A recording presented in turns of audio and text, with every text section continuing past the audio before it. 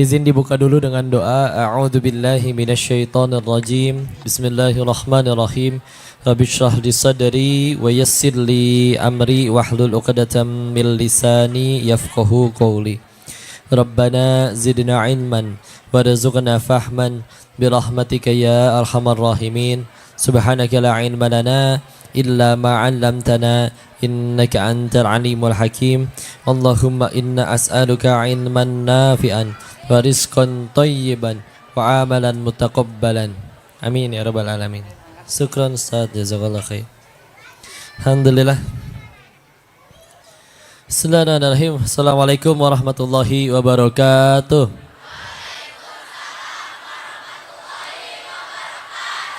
Masya Allah, berapi-api ya, Masya Allah. Cuman ini tak lulusan ya. Berarti orang tuanya pada datang. Berarti kan namanya orang tua teh harusnya ayah dan ibu. Tapi angger we banyakan yang perempuannya ibu-ibunya. Ntar saya berusaha husnuzon. Ini satu bapak bawa 3 istri atau gimana Pak? Ya, punten ya.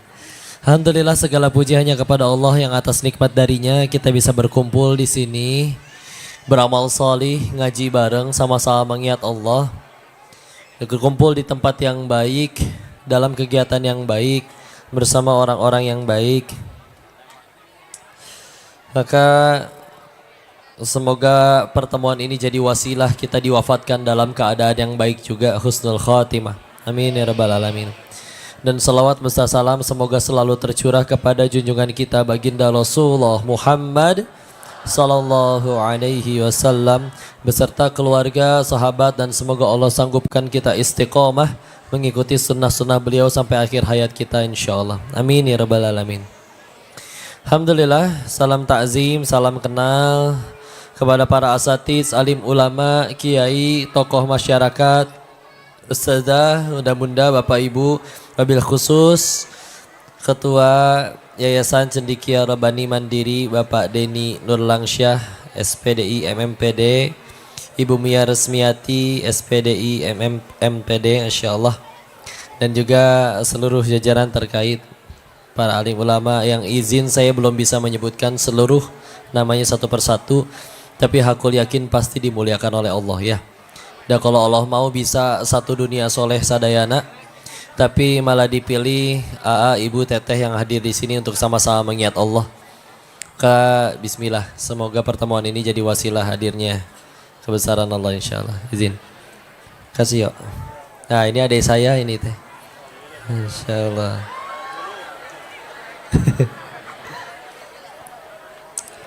Kak, sebentar.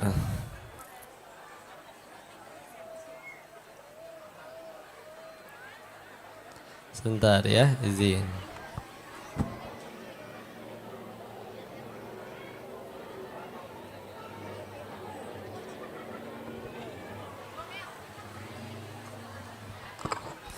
Maka bismillah, insyaallah kita ngaji hari ini judulnya Pemuda Hebat ala Islam. Yang tadi baru lulus, mana angkat tangan? Insyaallah. SMP. SMP, baik insyaallah. Tapi kayaknya banyakkan orang tuanya ya gitu. Nggak apa-apa ya. Kita bahas ke para pemudanya dulu ya. Izin bismillah insyaallah. Maka kita tahu, saya ungkap data faktanya dulu ya tentang pemuda di dalam Islam. Contoh, ada hadis yang menceritakan tentang 10 sahabat yang dijamin surganya oleh Rasul. Ya. Ternyata 7 di antara 10 tersebut usianya di bawah 30 tahun. Ngorak ya, insyaallah. Anom. 5 di antara 10 bahkan usianya di bawah 20 tahun. Jadi masih umur belasan. Seumur kalian insyaallah. Tapi sudah Allah dan Rasulnya jamin surganya. Ya. Karena emang mumpung jag-jag keneh masih sehat ya. Ini momennya untuk jadi hebat. Lihat ya. Banyak sahabat-sahabat itu memang dari golongan muda. Bahkan yang dari golongan yang sepuh izin paling cuman Abu Sufyan. Ya. Yang senior-senior yang lain mana? Walid bin Mughirah, pentolannya Quraisy, wafat. Wafat kafir, izin mohon maaf. Abu Jahal, oh jelas. Abu Lahab, nggak selamat. Ya. Tapi lihat anak-anaknya. Ya. Anaknya Walid bin Mughirah siapa? Khalid bin Walid. Satu-satunya yang pernah nyaris mengalahkan pasukan Nabi di perang Uhud. Ya. Tapi setelah dulunya seperti itu, masuk Islam menjadi Syaifullah, pedangnya Islam. Nggak peduli masa lalu kita kayak gimana, hai anak-anak muda ya. Tapi kalau kita balik ngejar Allahnya dari umur masih muda, hebat demi Allah. Ya. Allah yang tolong. Siapa lagi? Abu Jahal, anaknya siapa? Ikrimah bin Abu Jahal. Salah seorang sahabat Nabi yang mulia. Sehingga tetap saja kalau kita dianjurkan ketika nama sahabat Nabi disebut, radhiyallahu anhu. Ya. Insyaallah. Semuanya dari awalnya dulunya memusuhi Nabi. Ya. Tapi ketika masih muda, balik kejar Nabi, oh jadi hebat. Ya. Yang sepuh-sepuh, makanya ini supaya yuk yang muda-muda, meskipun nanti ada yang berkata, kok kalau aku maksiat dulu sampai umur 60 tahun puas-puasin, terus sehari sebelum meninggal tobat, diampuni gak ya? Diampuni. Saking Allah Maha Penyayangnya, asal tobat nasuha. Pertanyaannya, tapi siapa yang menjanjikan kalian umur 60? 5 menit lagi aja belum tentu. Yang ngomong juga sama. Ya. Maka jangan dientar-entar ya. Lah dingke-engke. Sebelum mulai asam urat, sebelum mulai encok, sok jadi hebat duluan. Yang lain, kita bicara contoh misalkan ilmu mustalahul hadis, ilmu dari sekian banyak jumlah sahabat Nabi, riwayat yang disebutkan oleh para imam berbeda, ada berapa jumlah sahabat Nabi. Contoh Imam An-Nu'aim, Imam As-Suyuti berbeda pendapat. Tapi Syekh Dr. Munir Ghotban dalam kitabnya Tarbiyatu Qiyadiyah menjelaskan sekali lagi bahwa jumlah sahabat itu beda-beda. Tapi kalau ditarik garis tengahnya rata-rata 120.000 sahabat.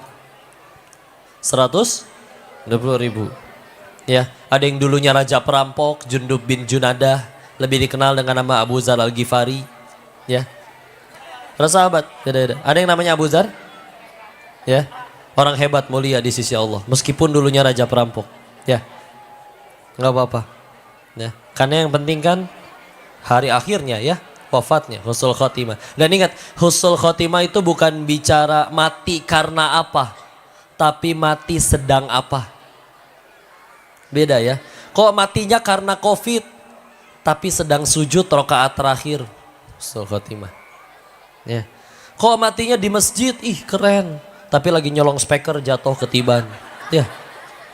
Meskipun tempatnya baik, tapi sedang berbuat yang tidak baik, gak selamat. Makanya yuk istiqomah, yuk dalam kebaikan terus menerus ya. Karena nggak tahu kapan dipanggilnya. Justru lebih aman orang yang udah Allah tentuin. Kamu divonis dokter 6 bulan lagi meninggal. Oh, dikasih tahu tuh. Prepare. Ya, siap-siap. Coba kalau nggak tahu. Kadang kita bilang kayak gini ya. Kasihan ya orang-orang anak-anak kecil di Palestina tuh kena ledakan. Dan mereka mah anak-anak kecil di sana umur 5 sampai akil balik tuh udah hafal minimal 5 sampai 15 juz. Kita bilang kita kasihan sama mereka, Allah malah sayang. Gak usah lama-lama di dunia, sebelum punya dosa cepetan pulang. Bisa jadi mereka kasihan sama kita. Itu ngapain ya si Dennis tinggal di Indonesia? Umur panjang tapi nambah-nambahan dosa. Buat apa umur panjang cuma nambah kuota siksaan? Kasihan kebalik ya. Sok, Masya Allah. Ya, di antara sekian banyak sahabat, 67% dari seluruh jumlah hadis Nabi, ternyata diriwayatkan 67%-nya hanya dari 7 orang saja sahabat muda. Berapa? 7. 4 dari Makkah, 3 dari Madinah. Ini kalau muda-muda gini cepat apal. Sok ya dites ya.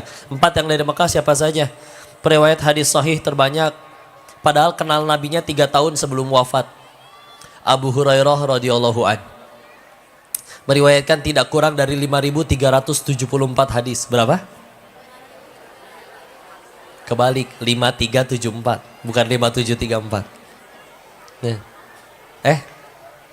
Iya, betul, ya. Insyaallah. Lalu ulama wanita yang sampai sekarang belum tertandingi. meriwayatkan sekitar 2000-an hadis. Istri Nabi Aisyah radhiyallahu anha. Kitab Sahih Bukhari itu isinya 7.000-an hadis. Meskipun Imam Bukhari hafal 300.000 hadis, ya. Tapi yang ditulis hanya 7.000 saja, 7.000-an. Dan 2.000-annya itu dari Ibunda Aisyah, lebih dari seperempatnya. Ya. Masya Allah. Peran wanita tuh Masya Allah ya. Terus siapa lagi? Ibnu Abbas, sepupu Nabi, Abdullah Ibnu Abbas, kenal Nabinya umur 8 tahun sampai umur 12 tahun. Berarti kelas 2 SD sampai kelas 6 SD. Tapi yang kayak gitu ketemu Nabinya sebentar, menjadi manusia yang paling faham Al-Quran setelah Nabi wafat. Ya. Umur 15 udah dijadiin penasehatnya di pemerintahan Umar bin Khattab radhiyallahu an. Berarti umur 15 udah jadi menteri. Ya. Loncat 9 abad selanjutnya juga ada orang hebat, Muhammad Al-Fatih, umur 22 jadi sultan, umur 15 jadi wali kota. Kelas 3 SMP ya. Jadi wali kota, siap jadi wali kota. Insya Allah ya. Tadi habis ketemu Pak Wali Kota Sukabumi ya, Pak Ahmad Fahmi. Ya. Tapi umurnya ternyata tidak 15 tahun. Ya. Gocapnya, Insya Allah. Apalah gocap? Bisa ngitung bahasa Hokkien? Ichi sasi golak cit pue kaucap 1 sampai 10. Ya. Pakai Mandarin tambah pusing nanti. Sok nyunda we lah orang malah. Ya. Ya, lanjut. Lalu siapa yang ketiga? Yang keempat dari Mekah itu adalah anak dari Umar bin Khattab radhiyallahu an, Abdullah ibnu Umar. Ya, semoga Allah merahmati beliau, meridhoi beliau. Ini salah seorang sahabat yang paling berusaha keras ngikutin Nabi. Di dalam kitab As-Sahih At-Targhib wa At-Tarhib karya Syekh Al-Munziri yang ditakhrij ulang oleh Syekh Nasruddin Al-Albani, beliau diceritakan di salah satu hadis pergi ke suatu lembah lalu buang air di situ. Ditanya sama ajudannya, "Kenapa buang air di sini?" Dijawab, "Dulu aku mendampingi Nabi dan beliau buang air di sini." Ya, Masya Allah. Jadi yang diikutin bukan cuma ibadahnya, perkara hal apapun beliau ikutin.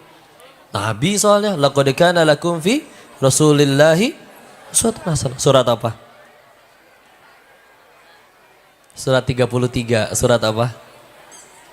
Setelah As-Sajdah, sebelum Saba. Al-Ahzab ya. Di belah kanan atas itu ya, ayat 21-nya. Ya. Lanjut insyaallah. Yang 3 dari Madinah. Sahabat mulia Anas bin Malik. Ini kalau kita baca kitab Syama'il Muhammadiyah karya Imam At-Tirmidzi tentang bentuk fisik Nabi, paling banyak dari beliau riwayatnya. Lalu yang 2 lagi Abu Said Al-Khudri dan juga Jabir ibn Abdullah radhiyallahu anhum, masyaallah. Mudah-mudah semua itu. Ini fakta sebagiannya. Maka yuk gimana caranya jadi hebat? Aslinya dah bukan manusianya yang hebat, tapi adalah yang Allah tolong. Maka tugas kita yang harus kita pikirkan tiap hari, gimana agar diri ini layak ditolong Allah. Maka buat yang muda-muda, hindari segala sesuatu yang dilarang oleh Allah. Salah satunya mungkin yang paling banyak ya, pacaran. Ya. Ada yang pacaran sini, Zan? Yang pacaran angkat tangan. Mau layan ngaku. Ya. Kalau gitu saya tanya ganti. Buat kalian yang tahu temannya punya pacaran, tolong bisikan astagfirullah di telinganya. Insya Allah. Udah, tenang ya. Mana Aa, Teteh, putusin ya. Nah, disuruh koko gitu. Kalau nggak suka ngadep ke koko gitu. Ya. Beneran ya. Ini saya bahas para pemuda dulu berarti ya, para akhwat. Punten teteh-teteh, kalian itu amat sangat dimuliakan Allah. Makanya sampai ada surat perempuan. Surat apa? Ini ayat tuh surat Ar-Rijal. Oh, lalakinya. Mulia. Makanya sampai dijaga kalian tuh benar-benar ditutup rapi. Lihat coba, orang beli gorengan sama beli berlian, bungkusannya beda nggak? Mana ada beli gorengan dikotakin bagus, nggak ada. Beli berlian dibungkus pakai kertas bekas ulangan gitu ya, nggak ada. Bekas ujian. Masya Allah. Ya. Maka Amat sangat dijaga. Orang bilang wanita paling mulia ratu. Enggak, ratu mah ketemu tamu negara masih bisa cipika-cipiki salaman. Kalian kalau ada laki-laki ingin menyentuh kalian, satu syaratnya, buat perjanjian dengan pencipta kalian. Ya. Misakon Allah. Termasuk di dalamnya menjaga, mendidik, melindungi, menafkahi lahir dan batin, membimbing, mengimami. Ya. Kalau ternyata itu aja nggak berani, ya, cuman anaknya terus yang dimodusin, di WA-in, nah, omong kosong. Ya. Beneran ya? Makanya izin. Teteh pada punya Instagram gak? Punya. Kalau suatu saat Instagram kalian misal di DM oleh Song Joong Ki misal. Tuh baru misal. Makanya gampang nyenengin perempuan mah. Dikasih angan-angan juga udah bahagia. Makanya pada suka nonton drama ya. Ya. Atau misal ya 7 personil BTS mualaf semua. Saking solehnya mereka hafal 31 juz. Offset ya. Dan mereka siap menjadi suami ke-1 sampai ke-7 kalian. Sarakah ya. Mumpung ngelamun ya. Beneran ya. Mau dia ganteng kayak gimana, tinggi, putih, langsing, kayak bihun misal ya. Kalau ngajaknya pacaran, jawab dengan tegas ya teh ya. Halalkan atau tinggalkan bener. Kalau ditanya dengan jelas, misalkan dia berkata, tapi aku Jongki sayang sama kamu neng. Asa tak asupnya. Kalau sayang silakan, bapak saya standby di rumah tiap bada isya. Datang dong kalau berani. Jangan lupa bawa martabak. Atuh kudu modal ya. Karena gini, manusia kalau udah sayang sama sesama manusia, pasti pengen selamanya dengan orang yang disayang, betul? Masalahnya di dunia kan gak bisa selamanya. Akan ketemu wafat, terpisah ya. Terus Allah telah ciptakan tapi tempat untuk bahagia yang sesungguhnya, abadi di sana, yaitu di surganya Allah. Maka kalau ngakunya sayang tapi nggak ngajakin ke surga, ngajakinnya ke hotel, ya berarti omong kosong. Ulangi. Jelas ya. Ngakunya sayang ya, tapi ngadepin walinya nggak berani. Anak ya terus dimodusin di WA. Berarti beneran yang soleh asli mah datengin bapaknya, nggak modusin anaknya. Bener. Kadang ada yang ngeles kayak gini, Ted. Iya. Kok kami mah nggak pacaran, tapi tiap jam 3 malam dia suka WA gitu deh bangunin tahajud. Basi lah. Pertanyaannya cuma satu, Teh. Kalian yakin cuman kalian doang yang di WA? Lalaki mah tebar piau, brother. Ya. Hati-hati ya.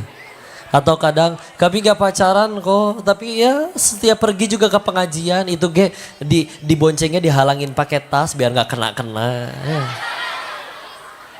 Nyampe pengajian, ustadznya bicara tentang dilarang pacaran. Yang laki WA ke perempuan, sabar sayang, ini ujian bagi kita. Begitu. Ngaliyetnya, itu namanya playboy syariah. Hati-hati mukodimahnya biasanya assalamualaikum ukhti. Hati-hati ya. Jangan. Benarlah kalian mah berharga. Yang soleh asli nggak akan berani menghinakan wanita makhluk yang Tuhannya sendiri pun memuliakan. Nggak akan berani yang soleh asli mah. Nggak berani. Makanya izin punten ya nanti teteh kalau misal nanti soal ada foto ada apa punten ngajak salaman saya nggak bisa karena saya tidak layak menyentuh kalian ya.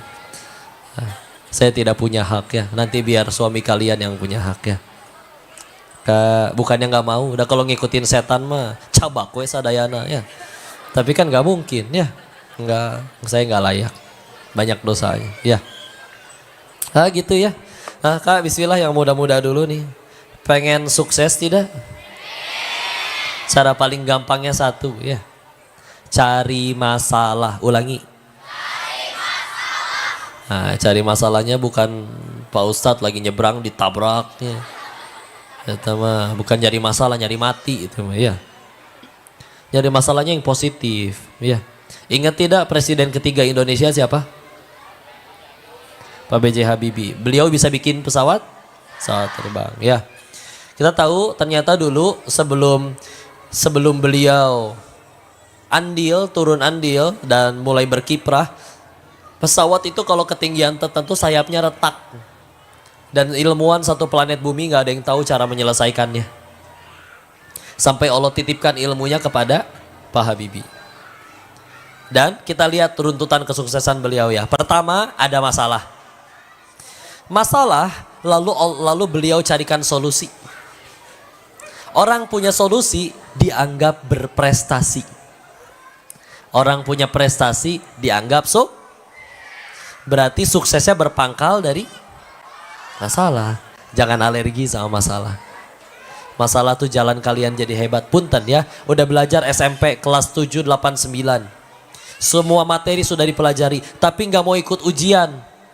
Bisa lulus tidak? Aku udah ngadepin masalah ujian. Iya, tenang aja. Yang positif, tapi contoh. Kemarin pandemi masalah bukan? Salah, ya. Tapi ada kawannya ayah saya, sebelum pandemi bangkrut usahanya, semua dijual-jualin, sisa 100 juta katanya.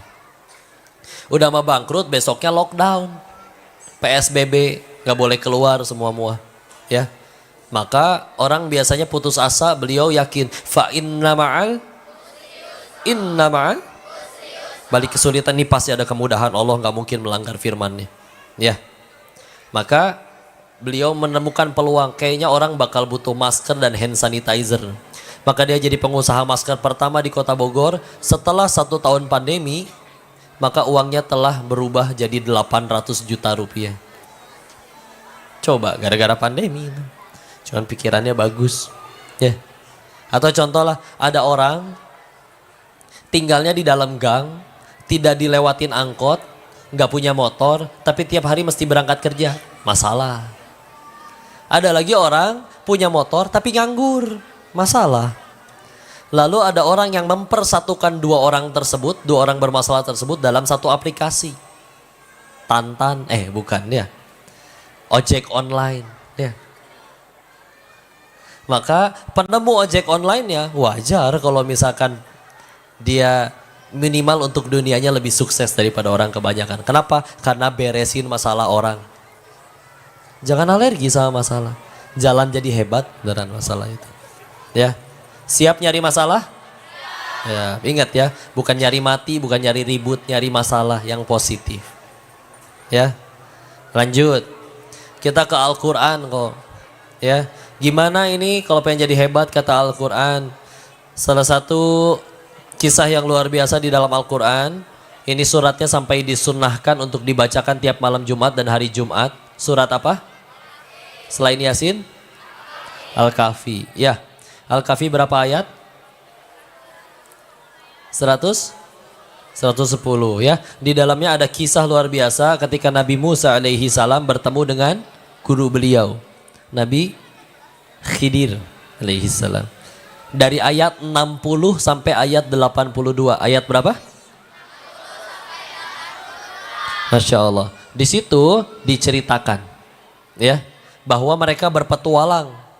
Tapi ternyata tidak cuma berdua Nabi Musa dengan Nabi Khidir, tapi ternyata bertiga. Tahu dari mana kok ayat 60-nya? Wa idz qala Musa li fatahu. Telah berkatalah Musa kepada fata, pemuda, hu-nya. Jadi ternyata ada pemuda yang ngikutin Nabi Musa, muridnya. Dan dari Al-Fatihah sampai An-Nas tidak disebutkan sekalipun siapa nama pemuda tersebut. Bahkan banyak kisah pemuda di dalam Al-Quran tidak disebutkan namanya. Pemuda Ashabul Kahfi yang tidur di gua, disebutin gak nama lengkapnya? Ukuran sepatu, makanan kesukaan? Enggak ada. Ya, hanya kisahnya. Kak, para ahli tafsir ketika kami ngaji tentang ini, disebutkan oleh ahli tafsir memberikan faidah. Yaitu pertama, kenapa pemuda ini tidak disebut namanya? Satu, tidak penting bagi seorang pemuda untuk namanya dikenal. Ulangi, tidak penting bagi pemuda untuk Bukan berarti dilarang viral atau haram terkenal, bukannya. Tapi kalau ada pemuda di sini cendekia Rabbani yang tiap hari yang dipikirin hoyong viral misalkan. Ngapain ya? Live TikTok mandi lumpur Dirinya mandi lumpur nggak ada yang nonton, ibunya diguyur lumpur ya.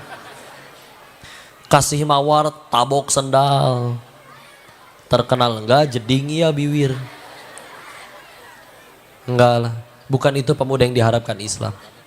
Ya. Satu, ya. Dua, terus gimana kok kalau pengen tetap berkarya terkenal, ya? Silakan, tapi perkenalkanlah dirimu dengan ilmu, takwa dan prestasi. Ulangi. Ilmu, takwa dan prestasi. Pakai ilmu beneran. Ya. Gini, ada orang yang mungkin kita pernah ngeliat ya, entah di pasar, entah di mall, entah di mana gitu ya. Iya baru turun dari mobilnya, terus dianya mingkem. Tapi orang sekeliling yang menjawab, loh dia kan pendiri perusahaan ini. Dia kan penemu teknologi itu. Orangnya diem, yang menjelaskan adalah prestasinya. Oh ini cara ngenalin diri paling keren. Daripada apa-apa segala di aku, sekolahnya alus, saya yang bangun. Muridnya soleh-soleha, saya yang ngajar. Nah on di aku WKB. Semuanya hanya tentang dirinya. Kadang nanya buat memulai kesombongan doang. Bu, anaknya udah hafal berapa juz bu? Alhamdulillah juz 30, 1 juz. Terusin. Biar kayak anak saya. Kan saya ngedidiknya luar biasa. Agul ya. Nanya buat mukodimah kesombongan aja. Sampai lihat kucingnya bisa sombong. Tahu gimana caranya? Kucingnya lucu ya. Kucingnya kayak singa. Saya jadi ingat waktu jalan-jalan di Singapura. Oh kan mahal itu ya. Nggak nyambung kok. Biarin terserah si sombong. Ada yang kayak gitu? Segala hal tentang dirinya ya. Apa kayak ngeluh, macet banget sih ini Cibadak ya. Di luar negeri nggak ada nih kayak gini, padahal ke luar negeri belum pernah. Ngambek weh lah ya. Bu, ada sarapan apa pagi bu? Ada nasi kuning deh. Nasi kuning yang di depan, kuningnya pucet, gak enak. Tapi pelan-pelan dicemilin abis. Ya. Bangun tidur ngeluh, badan remuk, bohong. Coba badan remuk, bisa bangun? Enggak ya. Sekolah, bisa diem gak sih? Kepala saya pecah ngerjain PR. Bohong. Coba kepala pecah di kelas. Getih di mana-mana, repot ya. Lebay ya. Didengarnya enak atau enek? Sering dengar ada yang kayak gitu? Terdengar jelas suaranya? Karena bisa jadi suara kita sendiri. Apa sih yang dikeluhin? Kadang masalah penderitaan bung ele. Naon nih rame-rame. Iya si A jatuh dari motor, spionnya lepas. Apa sih baru spion lepas? Saya kaki lepas juga pernah. Menimbung ele penderitaan ampun. Ada yang kayak gitu? Udahlah. Yuk ilmu, takwa, prestasi beneran ya. Orang bilang masalah paling besar di kemanusiaan tuh kemiskinan, kelaparan, dan kriminalitas. Enggak, kurang tepat. Aslinya apa tau enggak? Ketiadaan ilmu atau ketidakinginan mencari ilmu. Coba ya, nggak punya ilmu sih masih bisa dapat ijazah. Di luar sana ada bisa beli ijazah. Tapi kalau nggak ada skill, nggak ada kemampuan, cuma jadi beban, nggak ada nilai diri. Siapa yang mau nerima kerja? Nggak ada kerjaan, nggak punya duit, lapar nggak pakai iman, nyuri, kriminal. Coba punya ilmu mah diudak kubatur, dicari kemana juga. Saya kenal seorang fotografer seumur hidup nggak pernah nyebar CV, ngelamar perusahaan nggak pernah. Tapi setiap hari sibuk meningkatkan kemampuannya. Dicari sama orang, ada orang mau nikah, Pak, saya pengen nikah di fotoku Bapak. Kapan Neng? Bulan depan. Maaf Bapak jadwal penuh sampai 2 bulan ke depan. Gak apa Bapak, saya ganti nikahnya 3 bulan lagi. Yang penting di fotoku Bapak ya. Untung cuman ganti jadwal bukan ganti calon. Nah, Insya Allah. Kayak ilmu ya. Anggap ini wasiat ya. Siapa tahu kita gak ketemu lagi, kok 5 menit lagi udah gak ada atau apapun ya. Beneran. Keras sama diri kita sekarang. Dunia datang dengan lembek kepada kalian. Karena kalau kita lembek sama diri kita sekarang, yang lain kayak nggak belajar, nggak bikin PR, yang lain juga nggak ngapalin. Dunia yang datang dengan keras menegur kalian. Dengan pahitnya kelaparan, dengan pahitnya kebodohan, dengan pahitnya pengangguran, dengan pahitnya dihina teman-teman waktu reunian. Ya. Yuk, sekarang bisa temenan bareng. Lulus 40 tahun kemudian, kenapa dia punya perusahaan, saya malah punya banyak utang. Tergantung kita ngapain aja sekarang. Beneran. Pakai ilmu, ya. Ulama terdahulu menyebutkan ilmu itu, Masya Allah, ilmu seperti mahkota meskipun tidak terlihat, membuat ucapanmu didengar dan ditaati. Coba nggak ada ilmunya, ngomong apa? Sampai izin punten ya, sampai kami bilang kayak gini. Orang kalau udah sukses ya, hitut ge dianggap kata mutiara. Tapi kalau belum jadi apa-apa, mau ngucap sebagus apapun dianggap kentut tuh. Besok bukan berarti pengen viral dikagumin orang, enggak. Tapi itu jadi alat buat ngenalin Allah ke semakin banyak orang. Mumpung didengar.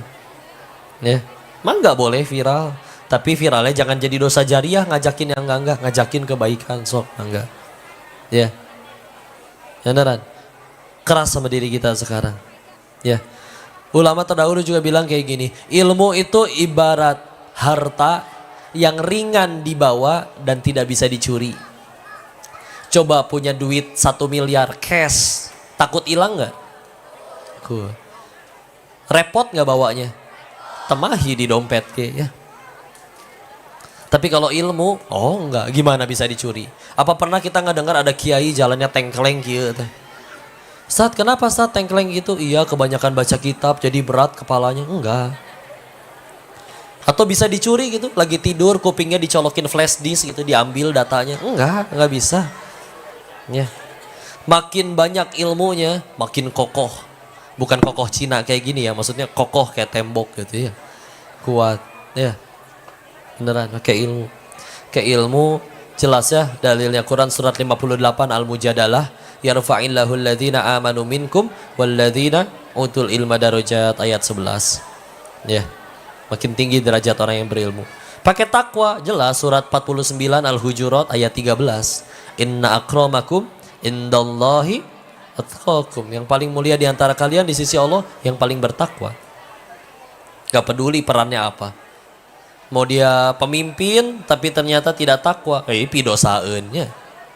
Rakyat takwa, aman insyaallah dunia akhirat. Diberi dunia bukan berarti dimuliakan.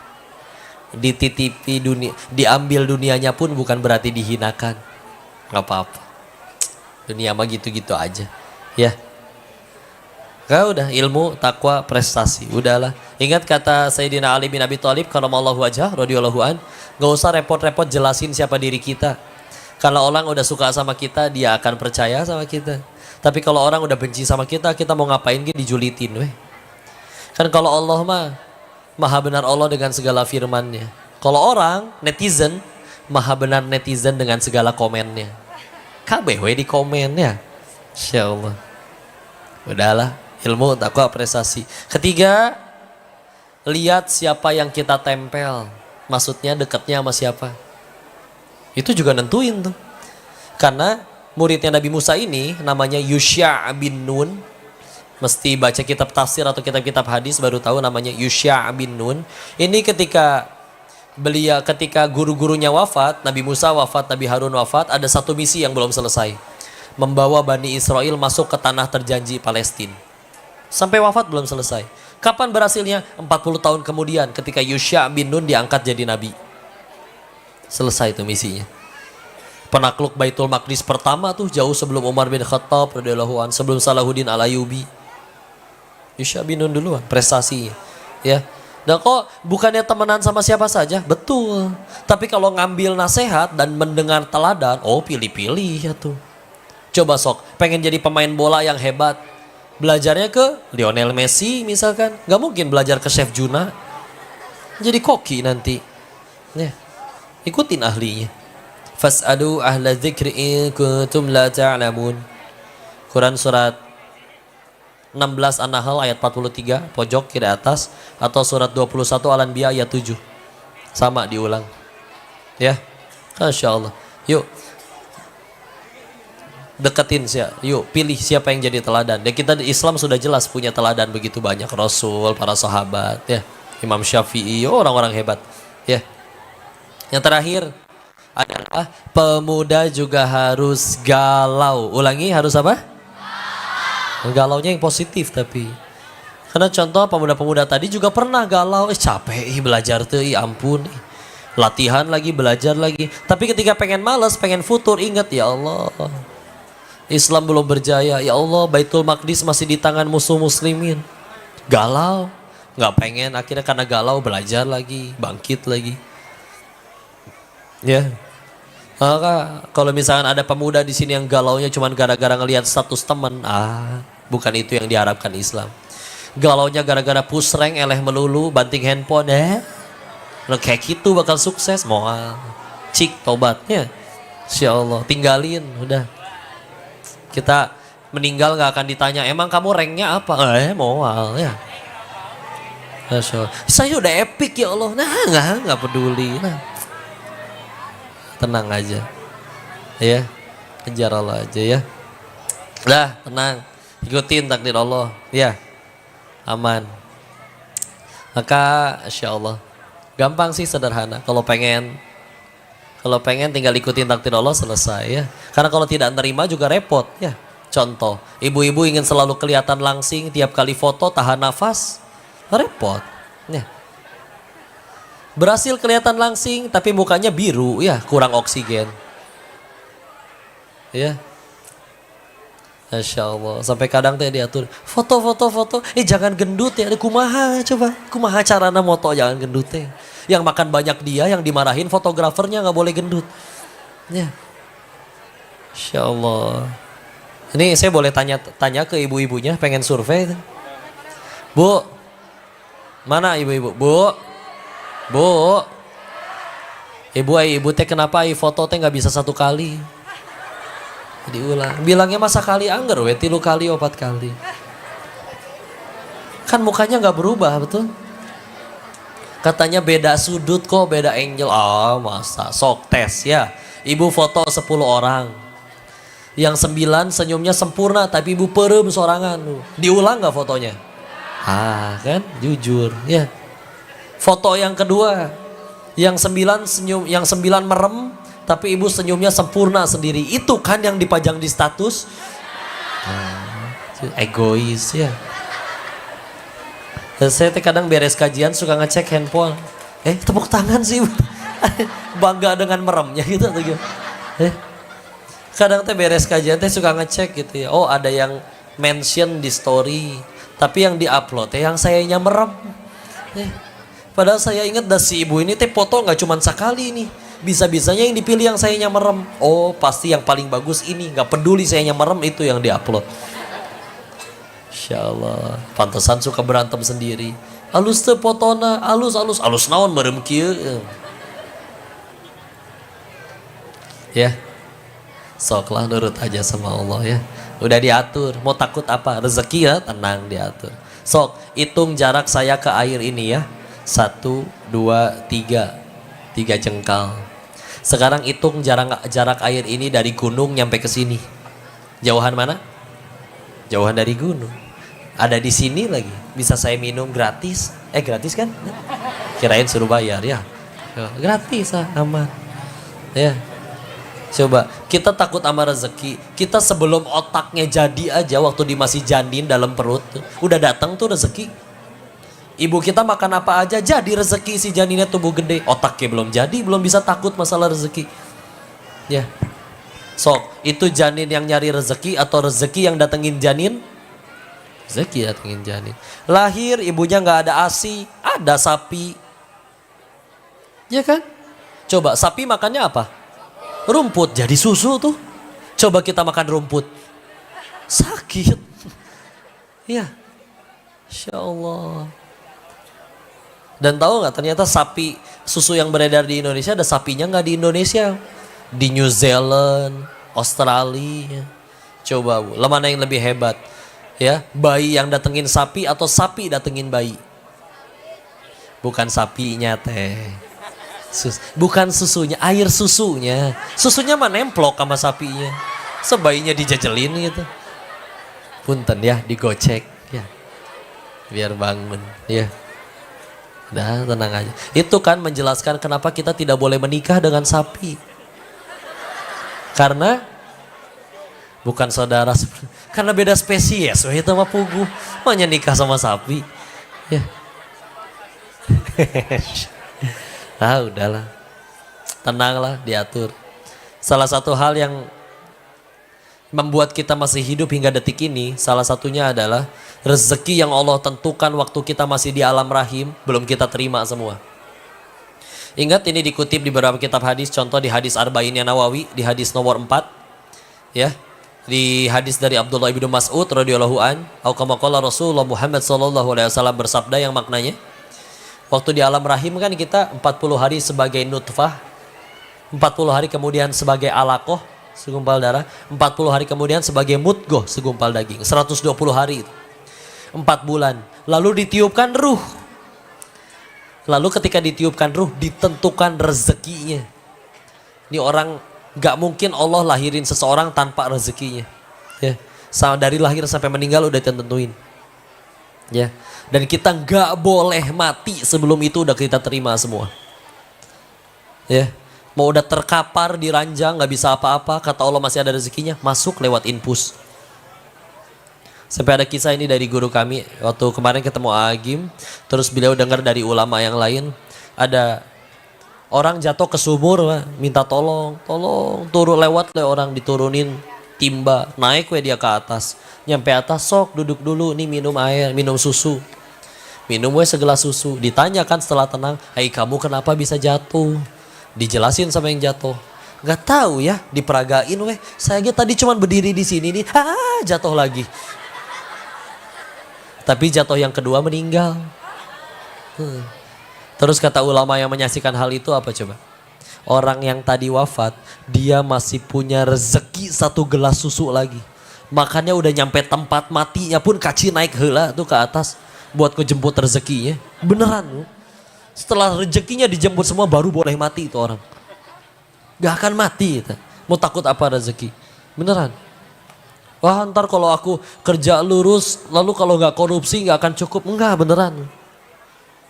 Kalau bisa bicara rezeki, misalkan ya, kata Allah si Koko nih misalkan, bulan ini rezekinya 1 miliar, misal.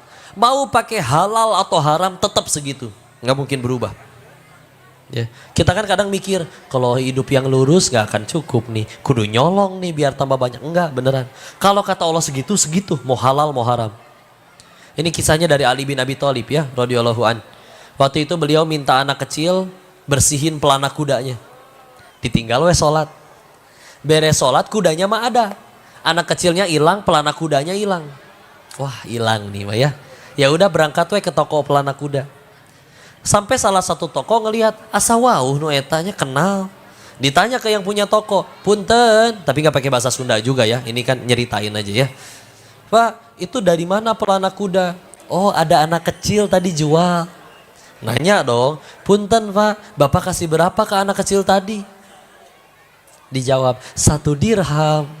Kata Ali dalam hatinya ya, demi Allah yang jiwaku berada dalam genggamannya, selesai aku sholat juga aku pengen ngasih 1 dirham ke anak itu. Ya, coba lihat bedanya apa. Si anak ngira kalau dicuri dapatnya lebih cepat dan lebih banyak. Enggak tuh. Yang didapat apa? 1 dirham plus dosa. Kalau dia milih sabar, dapatnya apa? 1 dirham juga, tapi plus pahala. Tetap enggak akan berubah. Segitu tetap. Mana yang lebih untung? Plus dosa atau plus pahala? Alah, udah sing jujur. Ya. Bismillah, nanti ada yang jadi pejabat, ada yang jadi apa, enggak, jangan berani sekali-kali makan yang bukan punya haknya. Ya, bukan hak kita. Bismillah. Kayaknya mulai gelap ini. Soknya udah segitu dulu Ustaz. Baru nanti dilanjutkan. Lanjut apa ini? Tanya jawab atau foto-foto? Baru bilang lanjut ngaji, langsung foto-foto gitu. Ya sok dikembalikan dulu kepada MC-nya. Tafadhol Ustaz. Insyaallah cukup dulu ya. Alhamdulillah wa syukurillah. Mending ada ruas. Mau foto-foto dulu atau tanya jawab? Tanya jawab Pokoknya saja. jangan sampai kita telat sholat maghrib ya. Iya. So. Iya, untuk hadirin semua, ada yang bertanya boleh angkat tangan terlebih dahulu. Silakan untuk hadirin yang akan bertanya, silakan untuk para pestami. Sebelah sini boleh, silakan Pak. Berdiri terlebih dahulu, mangga.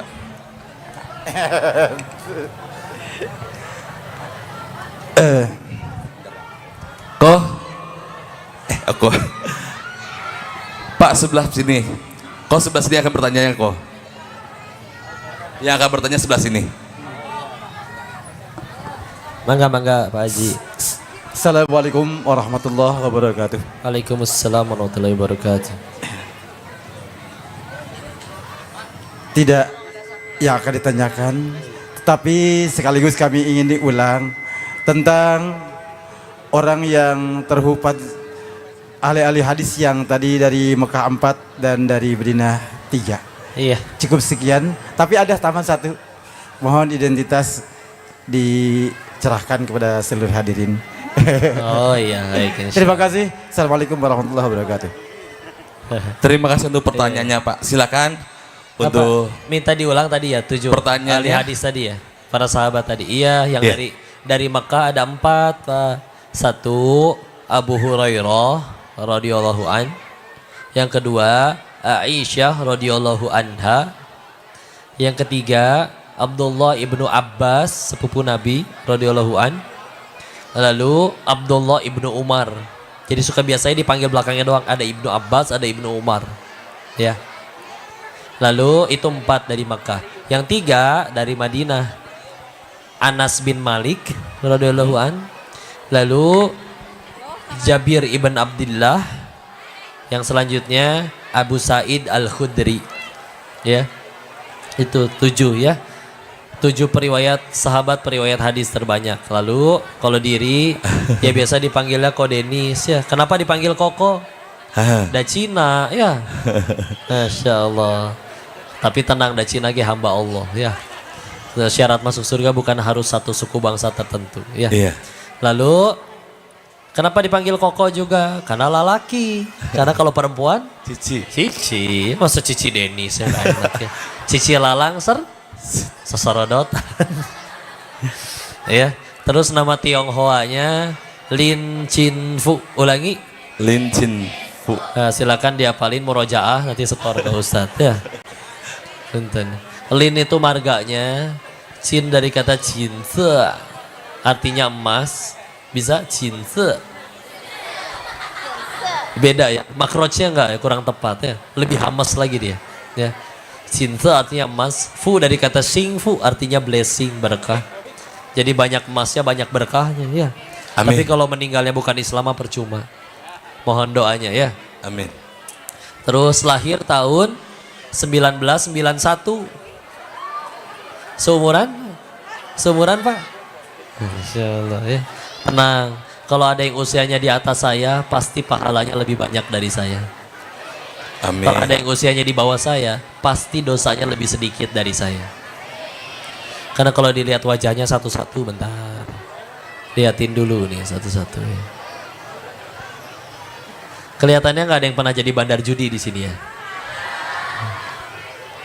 Ya gitulah ya.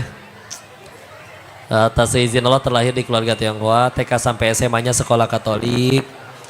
Udah gitu nyari duitnya di Thailand pula waktu itu. Sempat ada episode atau masih jadi bandar judi dulu. Makanya Allah yang tolong lah. Layak sebetulnya Allah matikan di sana. Tapi malah Allah berikan kesempatan ketemu kalian yang soleh-soleha, orang-orang baik. Diizinin ngaji ya. Aslinya mah enggak lah. Enggak ada kebaikan pada diri ini, banyak dosanya. Justru kesini teh pengen minta doa ya. Masya Allah. Jikalau ada yang didapat dari kebaikan dari pertemuan ini sama sekali bukan dari si Koko ya. Asli dari Allah semuanya. Makanya ingat kalau ngaji sama Ko Denis ada syaratnya. Syaratnya satu, yang diingat bukan Kokonya, tapi pencipta si Kokonya. Iya, tuh nggak bisa apa-apa sih Kokonya. Ya, mohon doanya. Kalian lebih mulia ya. Allahu a'lam bishawab. Dan bisa menjawab tanyanya. Cukup? Iya, kok ada satu pertanyaan lagi datangnya dari YouTube. Dari YouTube. Iya, Emang ini tayang di YouTube? iya live langsung kok. Canggih, Apa pertanyaannya? Itu kelebihan dari cendekia. Ini kok pertanyaannya? Kok ada yang nanya dari YouTube karena komen ya. Katanya bagaimana pendapat Koh Denis tentang isu perceraian artis? Apa esensi hubungan pernikahan katanya? Sedang viral-viralnya dari YouTube kok. Baik, istilah, insyaallah. Kemarin udah bikin video tentang itu ya. Pertama gini, dilihat dari sudut pandang mana dulu? Dari korban dulu ya. Aha. Misalkan si perempuan yang diselingkuhi, ya. Hah? Yang diselingkuhi ya. Bismillah. Kabar baiknya Tuhan kita Allah itu maha baik.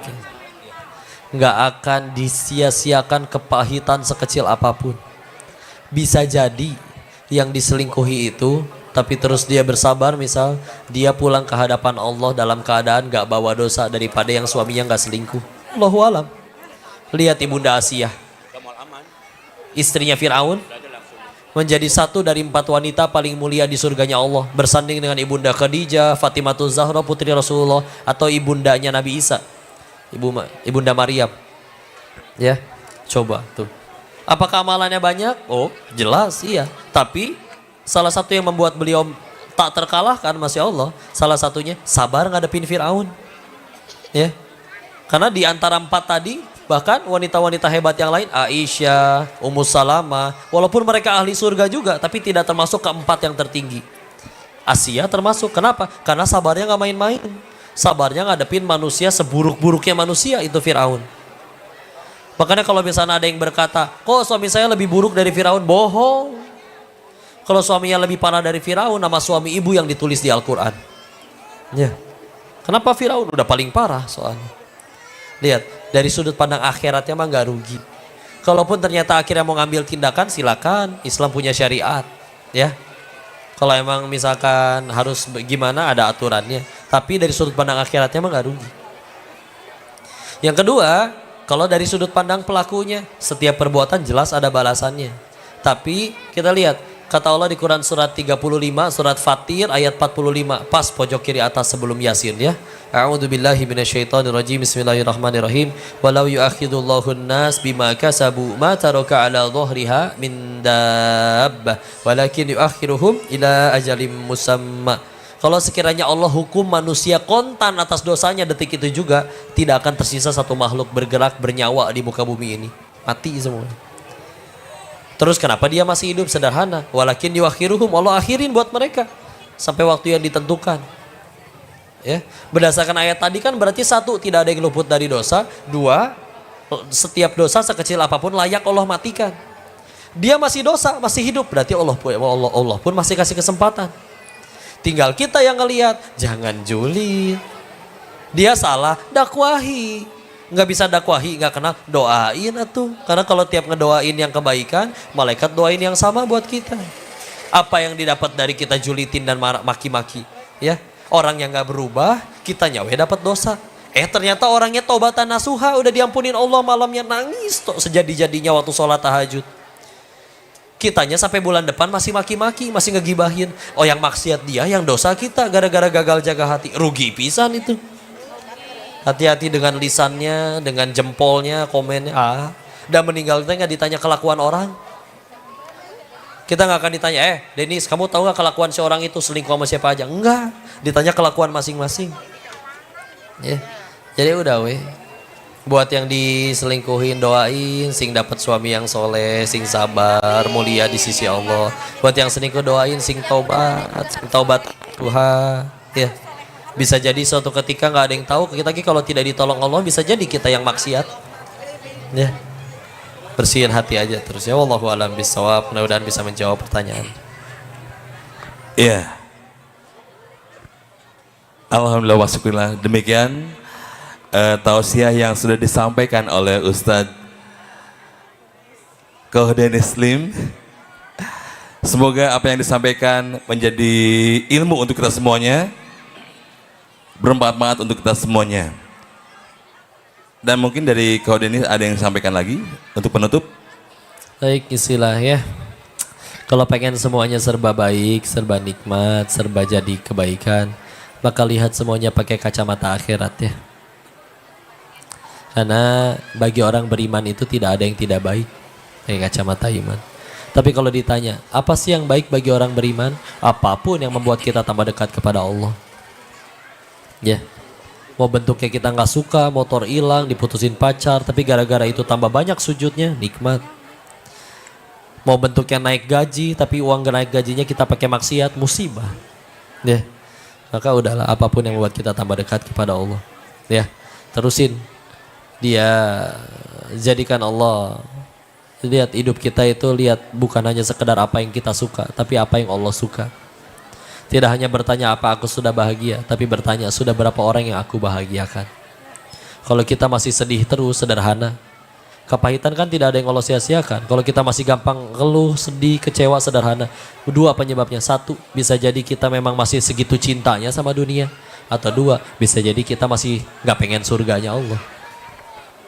Dan segala kepahitan itu deketin kita ke surga ada aslinya. Koruptor ketangkap 1, padahal koruptornya 10, ngambek dia. Kenapa teman saya yang 9 gak ditangkap? Tapi setelah jalanin masa hukuman, akhirnya bersyukur, alhamdulillah saya yang ditangkap ya Allah, jadi kenal Islam, jadi tobat. Ya. Kenapa kita ngeluh, sedih, menderita? Kitanya aja belum pengen surga. Pengennya bahagia di dunia doang. Apa sih artinya? Ya. Bukan berarti gak boleh punya dunianya, ya. Tapi lebih penting Allah, ya. Kita punya keinginan, Allah juga punya keinginan, Allah pengen kita selamat, ya. Tapi dari akil balik sampai sekarang, yuk kita lebih banyak ngejar keinginan Allah atau ngejar keinginan diri sendiri? Diri sendiri. Terus udah ngejar keinginan sendiri, ada yang udah tercapai, pengen kaya beneran kaya, pengen viral beneran viral. Apa setelah tercapai juga kita langsung jadi manusia yang bahagia seutuhnya tanpa pernah sedih sekalipun? Enggak, tetap masih ada yang stres. Masih ada orang kaya yang stres? Yang punya jabatan masih nyuri dari rakyatnya? Yang pasangannya udah cantik masih selingkuh? Tuh. Kalau memang itu semua sumber kebahagiaan, kenapa mereka masih gitu? Sederhana, kejar Allah aja, gak akan kecewa orang yang mencari Allah ya. Wallahu a'lam bishawab. Mudah-mudahan bisa menjawab pertanyaan. Amin. Dan kami ucapkan terima kasih untuk Koh Denis Lim yang sudah menyampaikan tausiahnya. Untuk acara selanjutnya yaitu doa tutup. Dan kita tutup untuk tablik akbar kali ini yang akan dipimpin oleh Bapak Kiai Haji Cecep. Kami persilakan. Allahumma salli ala sayyidina wa habibina wa syafi'ina wa maulana Muhammad wa sallim wa radiyallahu tabaraka wa ta'ala an kulli ashabi rasulillahi ajma'in amin. Bismillahirrahmanirrahim. Alhamdulillahi rabbil alamin. Hamdan yuafi ni'amahu wa yukafi mazidah. Ya Rabbana lakal hamdu kama yanbaghi li jalali wajhikal karim wa azimi sultanik. Allahumma salli ala sayyidina Muhammad salatan tunjina biha min jamil ahwali wal afat wa taqdilana biha jami'al hajat wa tutahhiruna biha min jami'is sayyiat wa tarfa'una biha indaka 'ala darajat wa tuballighuna biha aqsal ghayat min jami'il khairati wa fil hayati wa ba'dal mamat. Rabbana atina fid dunya hasanah wa fil akhirati hasanah wa qina adzabannar walhamdulillahi rabbil alamin bi barakati al-Fatihah.